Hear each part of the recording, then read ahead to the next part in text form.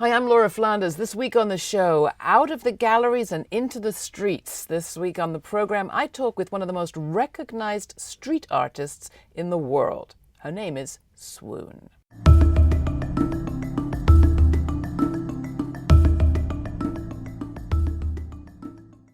How we use our public space is fiercely contested. We can hold a ticker tape parade for a winning sports team or shut down a city for security, but meet, occupy, disrupt with art? That's not always so easy, as our next guest well knows. Caledonia Curry, also known as Swoon, is one of the most recognized street artists in the world, and she's brought her art from the streets to the galleries to projects like musical houses in New Orleans, a ceramic tile factory in Pennsylvania, a floating city on rafts, and a rebuilding community in Haiti. I'm very happy to have Swoon here with us on the show. Hi, Swoon. Welcome to the program. Hi, how are you? Thank you. So street art, did you start in the street? Did you start in the galleries? Which?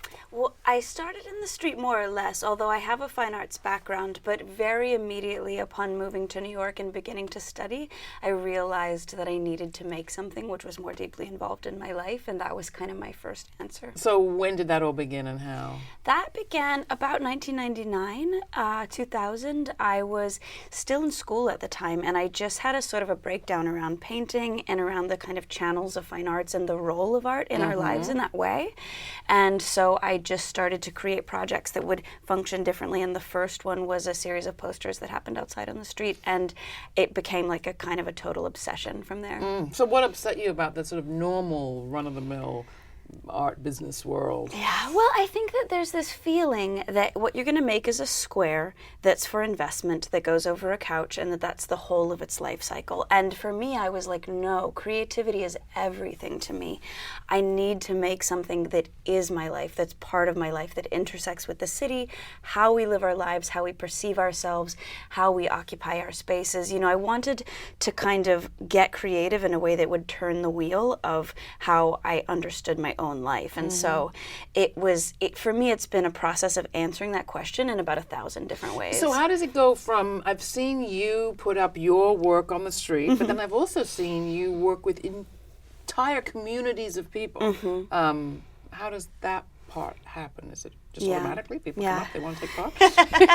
Well, I think that as an artist, I have a kind of a few different personalities. One of them needs a very much alone time and needs to be creating something in the studio, very detailed and intensive, and a kind of a work of art. So the artist in the garret. There you go.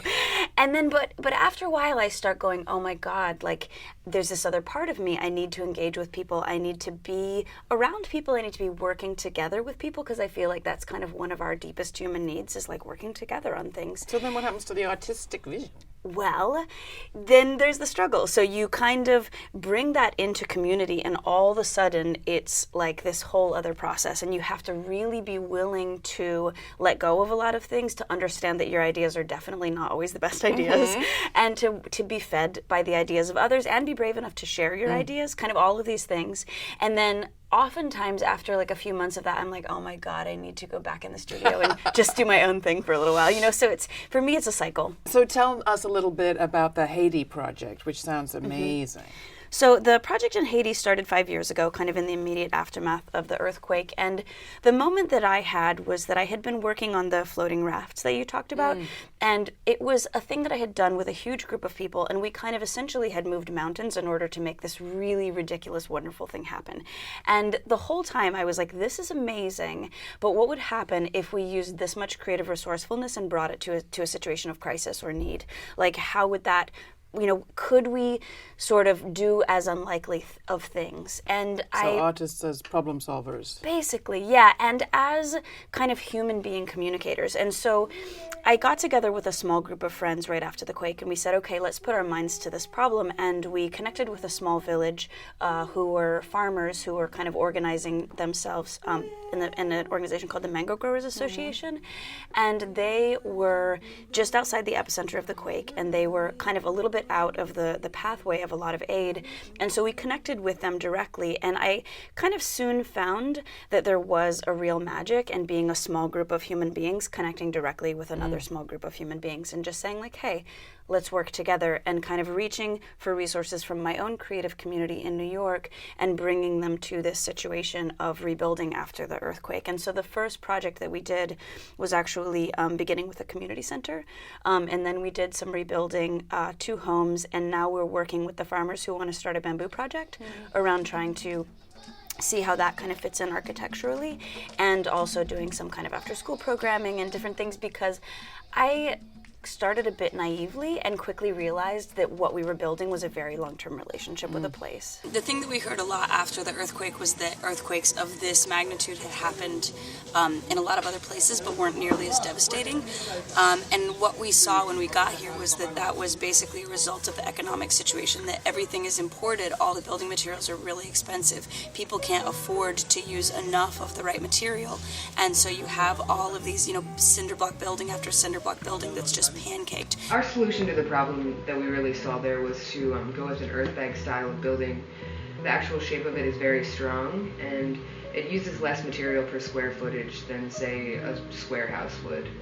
The structural integrity, just the shape of a dome and the shape of a circle, both have the property of distributing any exterior force throughout the whole shape, rather than with a square or rectangular building, which only takes the force at one point. What I think really meant a lot to people was that we came back, because people were like, oh, you didn't just show up, do one thing, not even finish it, and then leave. Oui, parce que bien que nous pas tout, mais nous ca yo nan moun qui ka aider moun construire, montrer l'autre moun construire forme type de cas ça parce que nous fait un peu d'expérience là.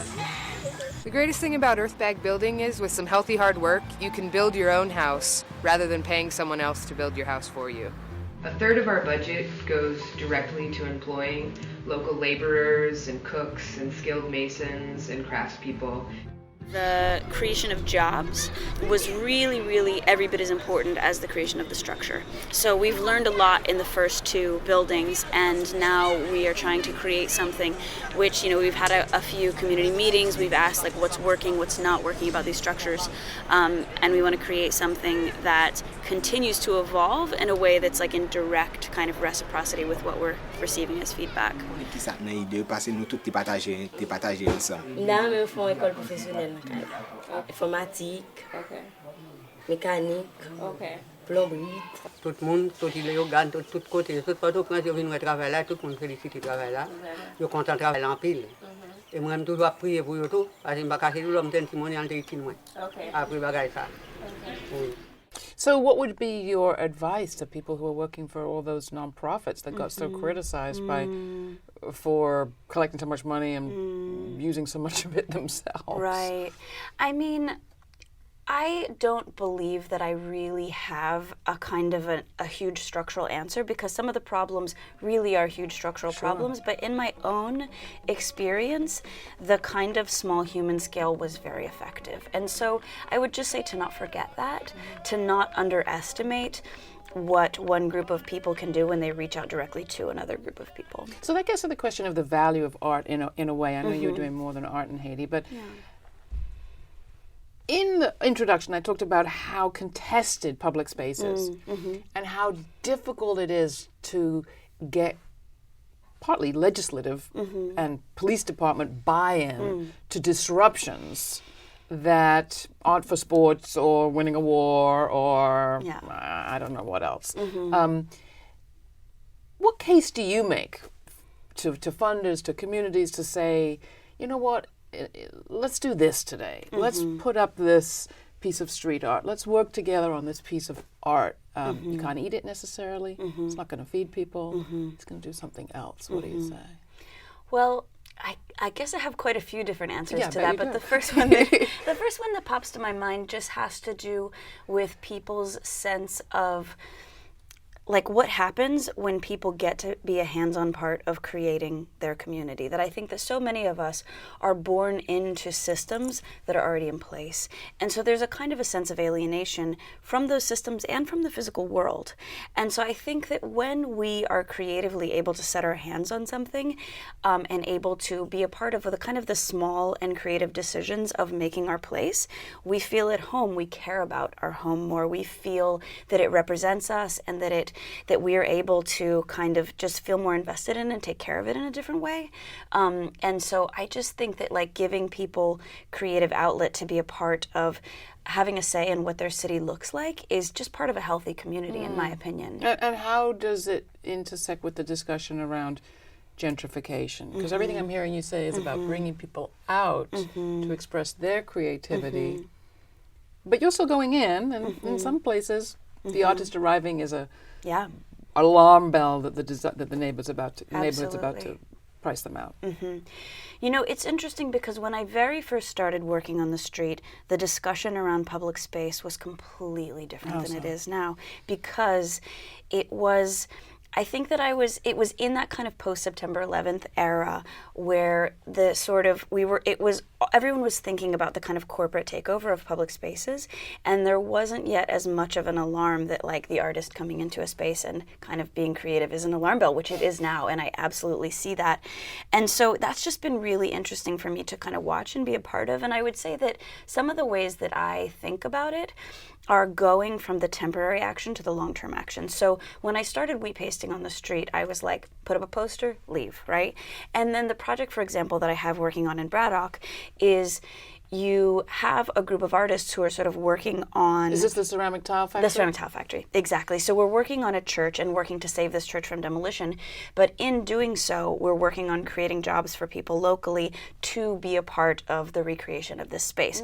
So the kind of direct answer to gentrification of being like, this isn't about, the actions aren't about pushing people out, the actions are about actually providing more opportunity and really digging in deeply to like, who is here, what opportunities are needed, how can we answer those needs, and how can we do it creatively. What kind of skills are people coming away with? In this instance, it'll be about tile making, so it'll be about the ceramic tile making, kind of all different kinds, from the very simple, you know, just like press molds, to sort of silk screening and designing and the kind of more artisanal. There's some video of the Braddock project. Let's take a look.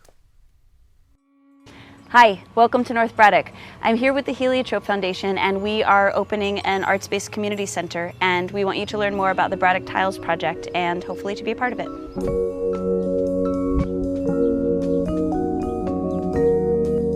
The Braddock Tiles project started many years ago when we were introduced to this building.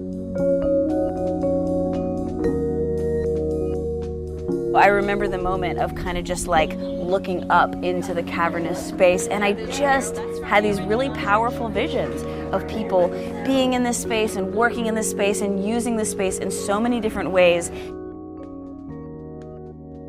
I go to school in Woodland Hills High School. I would just come up after school, just a little after school activity. I think of it like a good opportunity to learn how to build stuff and how to communicate with other people.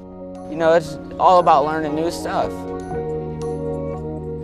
I'm interested in the relationship of a building that gets built for people, that's built by people that are inhabiting it, that will nurture it and help build the community around it. There's some ways in which we're leaving the true life of the buildings open so that people in the neighborhood are really forming what happens within the building. The funds that we're able to raise are going to go towards setting up the ceramics workshop in the church basement. Buying kilns, supplies, mixers, all the things that you need to make professional grade roofing tiles. That's the first step in rebuilding the building as a whole. It will give us a new roof that's beautiful, that's sustainable, that lasts 75 years. And if we're able to raise enough, towards salaries for our first year of apprentices. This is a town that knows how to make stuff, and we're just offering a space for people to make beautiful things by hand. Yeah, that's really good. For the tile studio, it's going to take the skill set of ceramicists like KT and people like Harmony, who are kind of showing us these different methods of working with ceramic tiles and different methods of working really creatively, kind of both using these really ancient old techniques from like the 1600s and using these kind of new techniques that people are developing right now. And then the pieces that I feel really excited to bring to that puzzle are things that are inspired by the work that we're doing in Haiti, for example, with the kind of experiential learning center that we have started. Or some of the kind of just really like wonder-based activities that we have in the project in New Orleans with like musical architecture and different kinds of experimentation and learning and a kind of a community resource that are all happening in the same place at the same time.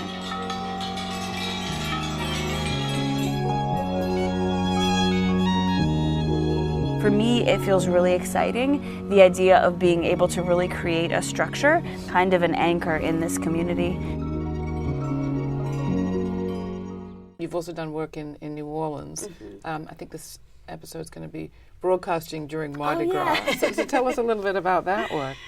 So the project in New Orleans, strangely enough, it actually did start in a kind of a way post-Katrina. It's had a really long arc, and I had a friend who was living in the Bywater post-Katrina and who was watching sort of communities all over New Orleans get bust out. People were leaving for Texas. People weren't coming back. He was kind of afraid of the corporatization of the culture in the wake of so much of New Orleans culture leaving. And so he just had this thought of being like, let's not only bring in people who are kind of doing it themselves, but also connect them with people locally and just try to have this celebration of New Orleans culture, which is happening internationally and locally. And so he asked me to work on this house that was about to fall down next to his house, and I was kind of thinking about music and architecture and wonder and how those two aspects of New Orleans culture are so key.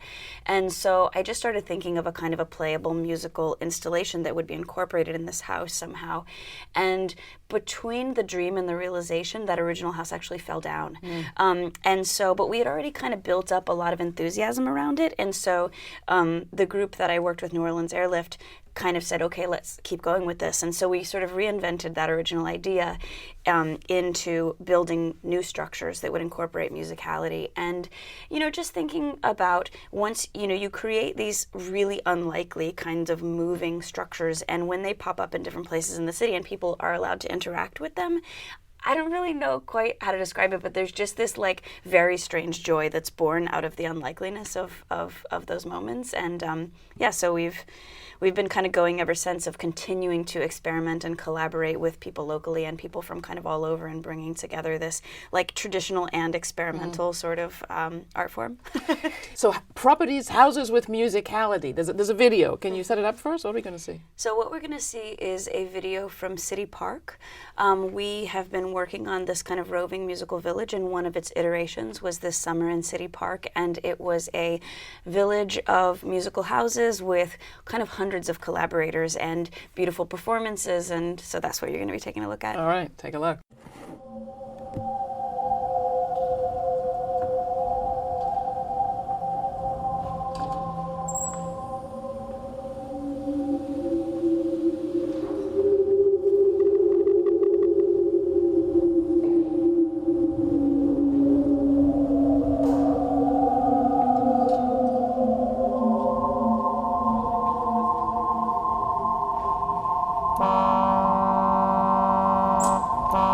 Bye.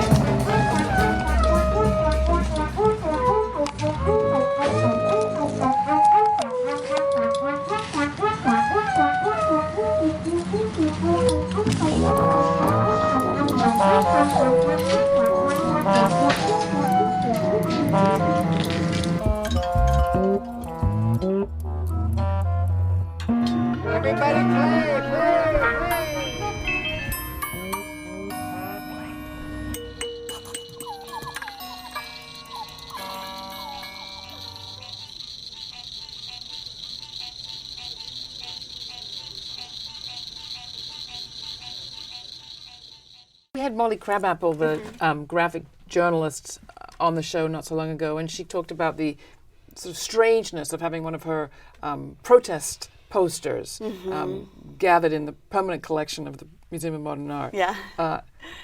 Would you like to see your street art peeled off the wall and put in a gallery? I mean, here's the thing. I think when I make pieces for the street, I really do consider them just for that place.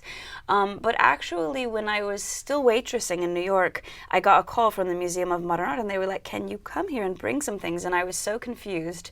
And I came and I brought a bunch of stuff and laid it out on the table, and they actually acquired a couple pieces for their collection. Know exactly what this feels like. So I do, and it was really mind-blowing. And I kind of realized very quickly, I had a lot of sort of trepidation at first about what it would mean to be a part of an institution after I had already built so much of my life outside of institutions. And I just kind of realized that it's not kind of mutually exclusive, that institutions represent one kind of container for creativity. It's just that for me, they can't be the only container. Yeah. Well, talking about containers, you were part of a video not so long ago lending your support to the cultural boycott of Israel, part of the BDS boycott, divestment, sanctions campaign. Why was that an important thing for you to do? I think that at the moment, I have spent a very, very little bit of time in Palestine and just thought a lot about the issue of kind of human interconnectedness and compassion and how we can kind of learn to tolerate each other and struggle. And at the moment, of thinking about the cultural boycott, I was talking it over with a friend of mine, Josh McPhee, who's just an old and very well-respected political activist in my world. And, he just sort of said, this is one of those moments where a very specific group of people is calling to the world for a specific set of actions. And it's not that we have to invent necessarily what to do. It's a kind of a response of okay, we hear what is being asked and we become part of that conversation. And so for me, I think that moment was just about trying to kind of look at the history of cultural boycott, how it functioned in South Africa, how it could function now, and just kind of lending my voice to that larger conversation. So we started by talking about public space, and I'd love to end there. There's a phrase, a term that comes up a lot in New York these days, privately owned public space. I was like, come on. You can't pervert our language that far. But the argument is made, public spaces are under attack, they're shrinking, they're poorly maintained. Why not let a corporation own the plaza? They'll still let you come in. Right. Until... Right? I mean, for me, the thing that pops into my mind is the cabaret laws, right? That it was who cares about these laws? They're just on the books. They're from the 1920s. It's not a big deal. Why are we so worried about them? And then it was well, we're worried about them because when somebody wants to use them for a specific end, they will. And we saw that happening in New York when, there was just this huge kind of crackdown that was citing this archaic law, or of course you can still use these public spaces until this particular corporation doesn't agree with this agenda, and then all of a sudden, it's not open to you. And so, I think it's so important to really have truth around what is public and what is civic and what is participatory.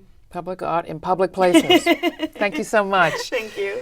Swoon's work continues. We have some videos at our website. Take a look. Thanks for coming on the program. Thank you.